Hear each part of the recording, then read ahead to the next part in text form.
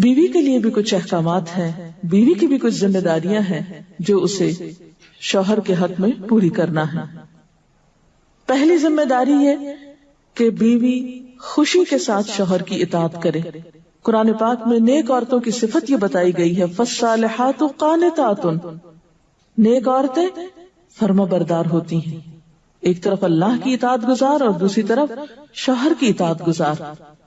شوہر کی اطاعت کے بارے میں ایک حدیث میں آتا ہے، آپ صلی اللہ علیہ وسلم نے فرمایا، دو قسم کے لوگ ایسے ہیں کہ جن کی نمازیں ان کے سروں سے اوپر نہیں جاتی، ایک وہ غلام جو اپنے آقا سے بھاگ جائے جب تک کہ واپس نہ آئے، اور دوسرے وہ بیوی جو اپنے شوہر کی نافرمانی کرے جب تک کہ نافرمانی سے باز نہ آ جائے۔ یہاں تک حکم ہے کہ بیوی شوہر کے معاملے میں کسی دوسرے کی بات نہ مانے، یعنی شادی کے بعد ایک عورت جب شوہر کے گھر چلی جاتی ہے تو پھر شوہر کا حق سب سے بڑا ہو جاتا ہے۔ بعض اوقات ہمارے معاشرے میں ایک طرف شوہر کچھ کہتا ہے، دوسری طرف والدین کچھ کہتے ہیں، تیسری طرف کسی اور کا مشورہ کچھ ہوتا ہے، عورت بیچاری بیچ میں پس جاتی۔ ایسے موقع پر عورت کے لیے کیا لازم ہے، اس کی پرائرٹی کیا ہوگی کہ وہ اپنے شوہر کی بات مانے۔ عورت کی دوسری بڑی ذمہ داری اپنی آبرو اور عزت و عصمت کی حفاظت ہے۔ عورت کوئی ایسا کام نہ کرے جس سے اس کی عفت و عصمت پر کچھ حرف آئے۔ ازدواجی زندگی کی خوشی کا راز باہم ایک دوسرے پر اعتماد ہے۔ اگر کوئی بھی ایسا کام عورت کرتی ہے جس سے شوہر کے دل میں شک ہو جاتا ہے، اعتماد ختم ہو جاتا ہے، تو اس سے ازدواجی زندگی کی خوشیاں ختم ہو جاتی ہیں۔ یہ اعتماد بے حد ضروری ہے، اور اس کے لیے اپنی عزت عصمت کی خصوصی حفاظت۔ نبی صلی اللہ علیہ وسلم نے فرمایا، عورت جب 5 وقت کی نماز پڑھے، اپنی آبرو کی حفاظت کرے، اپنے شوہر کی فرما بردار رہے، تو وہ جنت کے جس دروازے سے چاہے داخل ہو جائے۔ اسی لیے شوہر کی اجازت اور مرضی کے بغیر گھر سے بھی نہیں نکلنا چاہیے۔ حضرت معاذ بن جبل کہتے ہیں کہ نبی صلی اللہ علیہ وسلم نے فرمایا، خدا پر ایمان رکھنے والی عورت کے لیے جائز نہیں کہ وہ اپنے شوہر کے گھر میں کسی ایسے کو آنے دے جس کا آنا شوہر کو پسند نہ ہو، اور وہ ایسی صورت میں گھر سے نکلے جب اس کا نکلنا شوہر کو پسند نہ ہو۔ اطاعت کے علاوہ شوہر کو خوش رکھنا یہ بھی بے حد ضروری ہے۔ نبی صلی اللہ علیہ وسلم نے فرمایا، جس عورت نے اس حال میں انتقال کیا کہ اس کا شوہر اس سے خوش تھا تو وہ جنت میں داخل ہوگی۔ اور عموماً کسی کی خوشی کے لیے انسان اپنے جذبات کی قربانی دیتا ہے، بعض اوقات اپنی سوچ کی قربانی دیتا ہے، بعض اوقات اپنے کسی اور راحت و آرام کی قربانی دیتا ہے۔ تو ایک عورت جب اپنے شوہر کو خوش کرتی ہے تو جواباً اس کے لیے خوشی پلٹتی ہے۔ اس لیے گھریلو زندگی کی خوشی کا انحصار اسی بات پر ہے کہ دونوں ایک دوسرے کے لیے قربانی کے جذبات رکھتے ہوں، ایک دوسرے کے لیے رحمت اور ایک دوسرے کے لیے مودت کا ذریعہ ہوں، جیسا کہ قرآن پاک میں شادی کا مقصد یہ بتایا گیا کہ دونوں کے درمیان باہم مودت اور رحمت کے جذبات ہوں، ایک دوسرے کے لیے سکون کا باعث ہوں، تاکہ انسانی زندگی بہترین طریقے پر رواں دواں رہے۔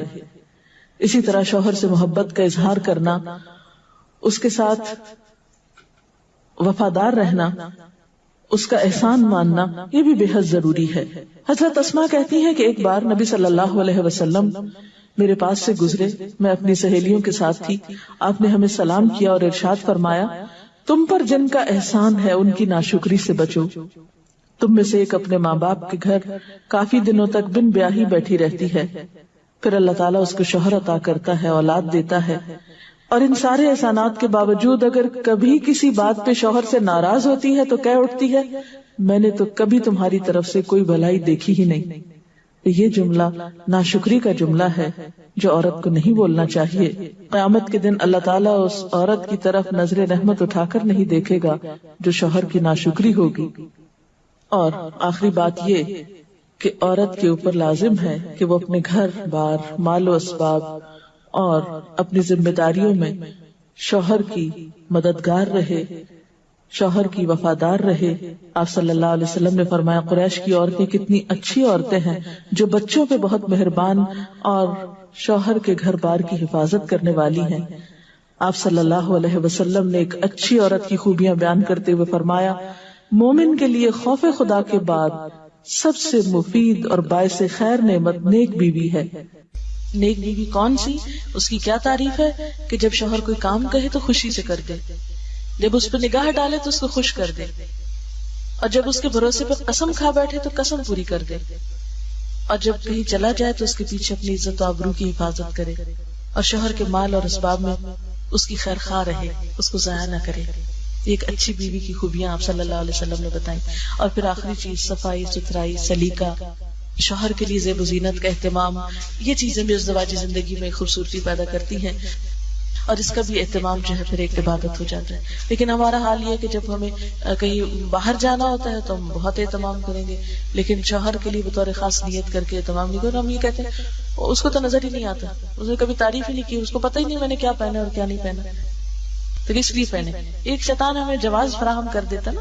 حالانکہ ہر کوئی ڈسکرپٹیو نہیں ہوتا، جس طرح بعض اوقات ہم خواتین بہت ڈسکرپٹیو ہوتی، اس نے یہ پہنا، اس کا یہ اینگل تھا، یہ ایسا تھا ویسا تھا۔ شوہروں مردوں کی اس طرح کی نظر نہیں ہوتی، پھر ہم ان سے وہ ایکسپیکٹ کرتے ہیں جو ہم خود کر رہے ہوتے ہیں یا خود چاہتے ہیں، وہ اس میں پورے نہیں اترتے تو ہمارے اسٹینڈرڈ سے گر جاتے ہیں۔ تو اس سے یہ ہے کہ ان کی اور بھلائیاں یاد رکھ کے اگر اس طرح کی کوئی کمی کوتاہی ہو جائے تو اسے اگنور کر دینا چاہیے، اور ان کے لیے بھی بطور خاص اہتمام کرنا چاہیے۔ اور دیکھیے کہ مثلاً اس جگہ پر ہم بیٹھے ہوئے ہیں، اس جگہ کو خوشگوار بہت سی چیزوں نے ملا کے بنایا، سب لوگوں کا اکٹھا ہونا ایک خوشی کا باعث ہے، یہ پھول رکھے ہوئے، یہ روشنی ہے۔ اب ہم ایک ایک چیز گن تو نہیں سکتے، لیکن اوورآل ہر چیز کا اپنا ایک ایفیکٹ ہے، اور ہر چیز کا اپنا ایک اثر ہے۔ تو اسی طرح شوہر اور بیوی کے تعلقات میں بہت ساری چیزیں ایسی ہوتی جو ہم کو نظر نہیں آ رہی ہوتی، جو سامنے اس کا اثر نہیں ہوتا مگر وہ بیک گراؤنڈ پہ ہوتی ہیں، مگر ہم ان کو کبھی بھی نہیں سامنے لاتے اور کبھی بھی ان کا ذکر نہیں کرتے۔ تو ہمیں ان معاملات میں تھوڑی کوشش کر کے کچھ احسانات کا کبھی زبان سے اگر بول دیں گے تو اس سے کچھ کمی نہیں ہوتی، لیکن دوسرے کا دل جیتا جاتا ہے، اور دوسرے کا دل خوش کرنا تو بہت بڑی عبادت ہے، اور اس کا آغاز اگر گھر سے ہو تو اور اچھا ہے، کیونکہ گھر والوں کو خوشیاں دینے سے خود خوشیاں اپنے آپ پہ پلٹتی، دے کر زیادہ ملتی ہیں، لیتے وہی ہیں جو دینا جانتے ہیں۔ تو اللہ تعالیٰ ہمیں عمل کی توفیق عطا فرمائے۔